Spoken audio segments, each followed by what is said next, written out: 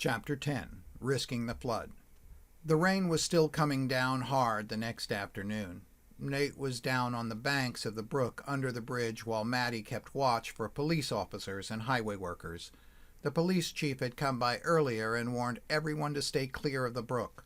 Someone's deck had fallen in and gotten wedged, blocking the brook just across from the cemetery. As more and more trees and debris got stuck behind the initial plug, the water was backing up farther and farther along the brook and getting higher by the minute. The highway crew had been working all night long, but they couldn't get it unplugged. Everyone was worried that when it finally broke, the amount of water might cause a flash flood. Nate's house was high enough that they didn't have to leave, but if anyone had seen him down on the banks, he'd have been in big trouble. "Stop watching me," he called up to Mattie. "You need to tell me if anyone's coming so I won't get caught." "I can watch both," she called back. "Ghosts got better hearing and faster seeing, so stop clucking like a brood hen and keep a-looking." "Having the stream blocked is actually working for us. If the water was flowing, there would be no way to get down here to check with the metal detector. With all the rain, the brook would be way too high." He stopped and looked up at her. "You're sure you'll know if the dam breaks? Really sure?" "Nervous Nellie, I told you. Aunt May is watching and she'll let me know. She don't want nothing happening to you. The dam is right across from the cemetery, so she's got a straight shot. What she knows, I'll know." "Ghost telephone?" Nate asked with a chuckle. "You gotta trust me. We can call out to each other when we wanna. Ain't no time to prove it now, but I'll know." Nate shrugged. "Okay. I guess you don't want me dead either. I've got to find you first." "I wouldn't wish death on you nohow," Mattie answered. "But if you don't get a working, I'm going to come up with something you ain't going to like to light a fire under you." What ain't I used on you yet?" Nate quickly started to sweep back and forth with the detector again. "Never mind," he called. I'm looking." After about 30 minutes, he sighed and looked up at her.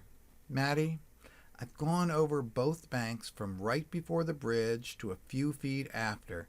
You said you looked up and saw the remains of a bridge, so that's as far as it can be. This has got to be the bridge you saw. We couldn't find another one that looked right." He set down the device and looked at Mattie, sad and hopeless. "I'm out of ideas. I don't know what to try next." "Perhaps, young man, you should be more careful in your research," a voice called from the bank behind them. Turning, Nate saw the proper lady from the cemetery. "How did you sneak up on us?" he started to ask, then realized who or what he was talking to. "Oh, sorry, I forgot." She smiled and nodded. "We have not been properly introduced, but you may call me Mrs. Snow." Nate could tell she was someone who could be very nice if you were polite, but very mean if you weren't, so he bobbed his head. "Hello, ma'am. I'm Nate Carlyle. It is nice to meet you." She nodded as if his manners had passed her test. "I know who you are, Nathaniel. Your Aunt May never tires of talking about you. She thinks very highly of your abilities." "Really? I was just a kid when she died. I never did much when I was here visiting." Mrs. Snow shook her head. "Your aunt has an excellent eye. She saw potential in you. Potential is ability that has not yet shown itself. You are showing some of that potential now. However, you did not take enough time to carefully listen during your research. Research is a matter of carefully looking, listening, and smelling." "Smelling?" She smiled a tight little smile. "That is what I call it. I was the librarian here for 23 years, and I spent many hours following leads on subjects of interest to me or others. Much of what Misty learned, I helped find. After a while, she could also smell an interesting path through information until she found knowledge. The path to knowledge is almost never a straight road. You have to listen and sniff at every new turn and learn to trust your instincts. I have been watching you as you were investigating, and you missed an important clue." "Really? What? Where?" "Think back, young man. Think over the last few days. What lead did you not follow that you thought you should? Nate tried to remember all the articles, searches, websites, and books he had looked at. They started to blur together in his head. Breathe deeply and think back. Something will grab you.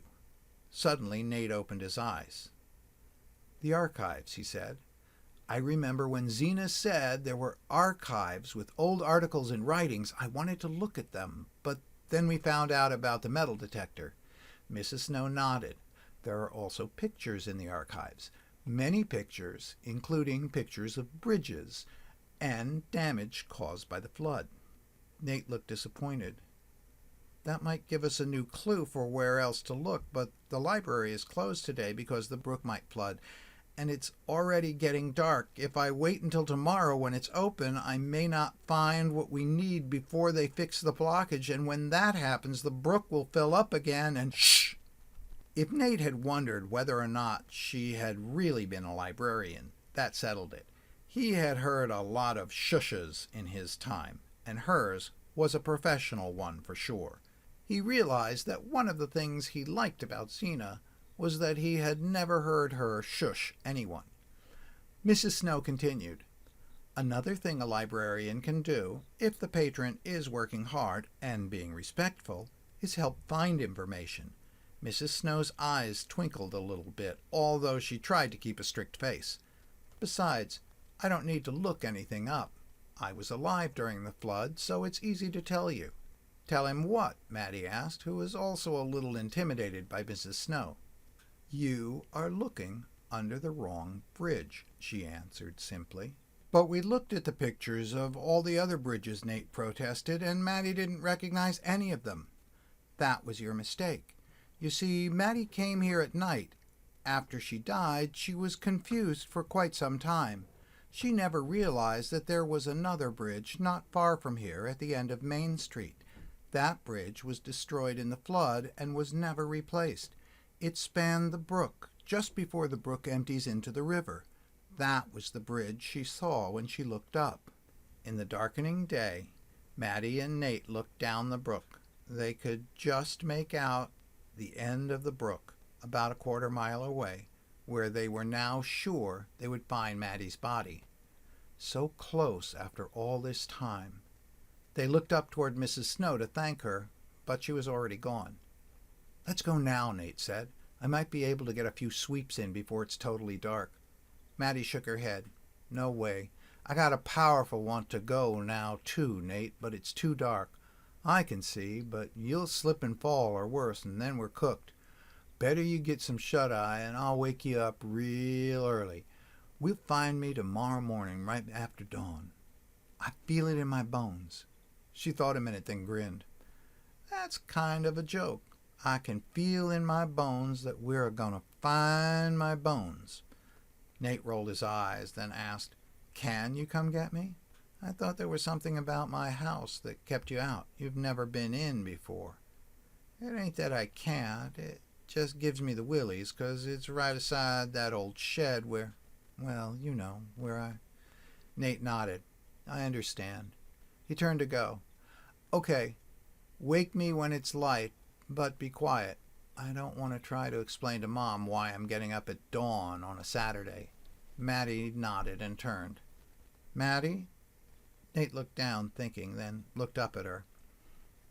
What do you do at night? I mean, is it cold or scary?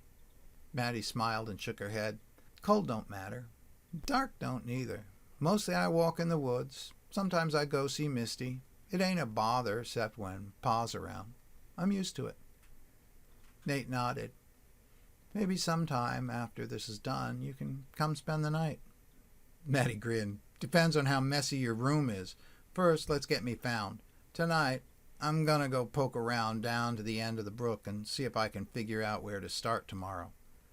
Nate nodded. See ya.